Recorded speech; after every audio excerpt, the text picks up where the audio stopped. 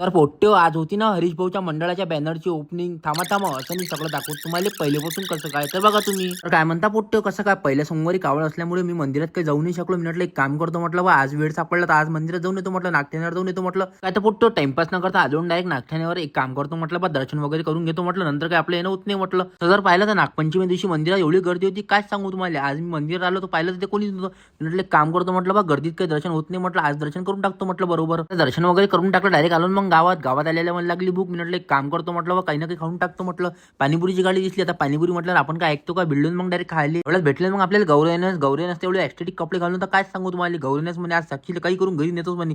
म्हटलं साक्षीला तू घरी नाही, म्हटलं तू तुला बाहेर काढते, म्हटलं साक्षीला काढते. म्हटलं गौरव भाऊला घेऊन घेतलं सोबत. तिथून आलो डायरेक्ट आपण हरीश भाऊ जवळ. आता हरीश भाऊ जवळ यासाठी आलो होतो आपण की इथं गणपती बाप्पाच्या बॅनरचं ओपनिंग होतं. मी म्हटलं बॅनरचं ओपनिंग पाहिजे होती, म्हटलं आपल्या ब्लॉगसाठी व्हिडिओ बी काढणं होती. म्हटलं इकडे बॅनरचं ओपनिंग वगैरे झालं, इकडे हरीश भाऊचं नाचणं बी चालू झालं. मी म्हटलं ब्लॉग बी तेच कम्प्लीट करून टाकतो. म्हटलं ठीक आहे पोट, आजच्या ब्लॉग मध्ये कम्प्लीट करतो. त्याला भेटू उद्या ब्लॉग मध्ये.